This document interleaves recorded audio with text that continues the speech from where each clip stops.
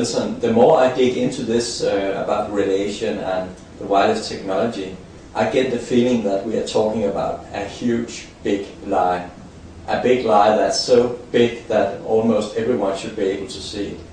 Yes, and everybody is unfortunately affected also by this big lie. And there are several big lies in this area. For example, but the most awful lie, I think, is that we are told that the radiation we are exposed to in our own homes, if we want it or not, we have no choice.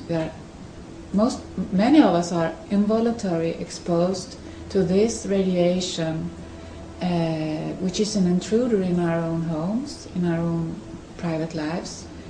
We are told that it is perfectly safe, that science has not been able to show any effects whatsoever by exposing people at this, what they call low-level radiation. Any scientist has not been able to show this. That's an awful lie, because on one side, the radiation is not low. It is only low if you compare it to the limits that are set by the International Commission on Non-Ionization Radiation. And those limits are only protect us against effects that occur immediately from very short exposure. We talk about 6 or 30 minutes, depending on what you refer to.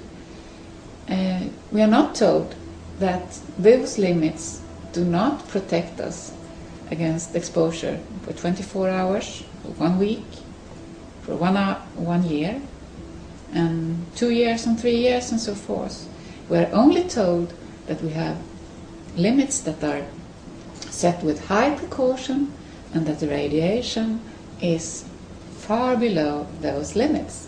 But those limits have nothing to do whatsoever with long-term exposure from this radiation. The kind of exposure we are actually exposed for from those base station and the mobile phone antennas and the DECT phones and so forth, and the Wi-Fi and the WiMAX and the 3G and the GSM.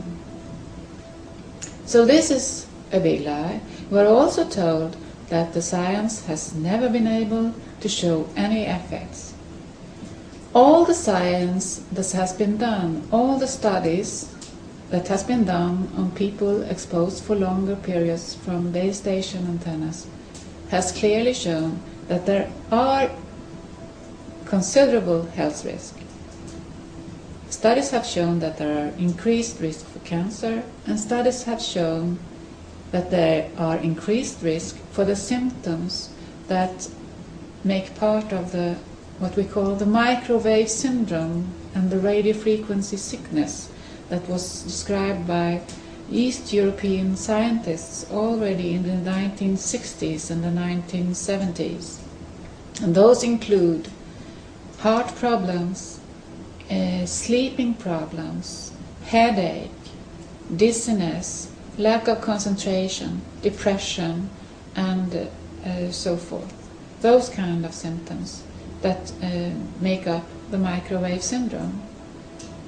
And what's even more worrying is that people all over the world are witnessing that they experience just those symptoms that are described in the microwave syndrome. People are witnessing that they see more cancers in areas highly exposed from mobile phone antennas. And still we are told we have not seen anything and that and this is perfectly safe.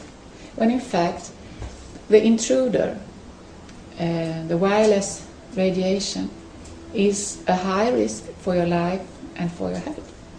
And that's an enormous betrayal against humanity, I think, to expose people against their will in their own homes for an agent that is causing problems for their health and that is, in the long run, is health life-threatening, can be, for especially vulnerable segment of the population. And it is done under the illusion that it is perfectly safe. I remember in 2001, Professor Santoni from France, Yeah. he came out with his master study, and when you look at the symptoms there, it all showed the same things, and people suffering from all these things, nearby masks. Yes. And he was shut up as well.